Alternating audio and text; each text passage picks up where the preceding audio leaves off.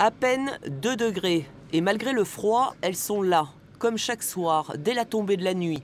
En ce moment, les prostituées ne parlent que de ça. La pénalisation du client, toutes les femmes que nous avons rencontrées sont contre cette proposition de loi. Les clients nous disent qu'ils ne viendront plus si cette loi elle est votée. Ah ben, elle ne nous aide pas du tout, au contraire, elle nous met en danger, parce qu'on sera obligé de se cacher à faire les clients dans des endroits où on pourra se faire agresser, violer. Ben, s'il n'y a pas les filles dans les rues, vous allez entendre ce qui va se passer. Il y a des malades ici qui ne peuvent pas supporter rester toute une journée sans faire l'amour. Hein.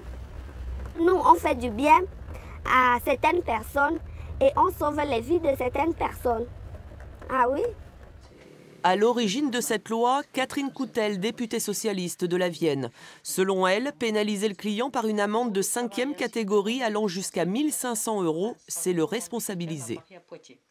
En allant demander des services à ces personnes qu'on voit sur les trottoirs, qui sont d'origine africaine, qui sont d'origine de l'Est, à Paris sont des Chinoises, vous alimentez ce réseau de traite et d'esclavage. Voilà, vous êtes dans la chaîne de l'esclavage et de la traite, qui a augmenté de 18% en Europe ces 3 dernières années. On va continuer? On accepte ça? Moi, je ne peux pas. Lutter contre la traite des femmes, c'est l'objectif premier de cette loi. À Poitiers, des réseaux de prostitution nigérians sévissent dans le centre-ville. Une seule structure vient à la rencontre de ces filles, le collectif L'Abri, dont la mission première est l'assistance sanitaire. Une prostituée victime de ces réseaux mafieux a accepté de nous parler. Elle craint pour son avenir si les clients ne viennent plus. Vous devez 50 000 €, mais vous avez déjà commencé à rembourser. Oui. Il vous reste combien ?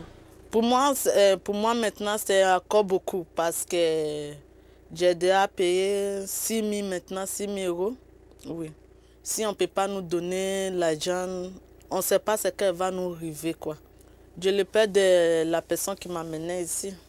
Vous avez peur qu'elle vous fasse quoi? Faire du mal.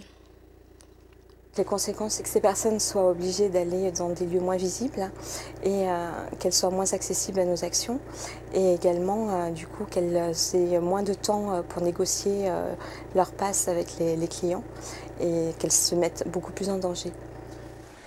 La pénalisation du client par une amende pouvant aller jusqu'à 1 500 € sera effective dès le vote de la loi. Elle prévoit également un stage de sensibilisation aux conditions de vie de la prostitution. S'il y a récidive, la contravention pourrait être requalifiée en délit.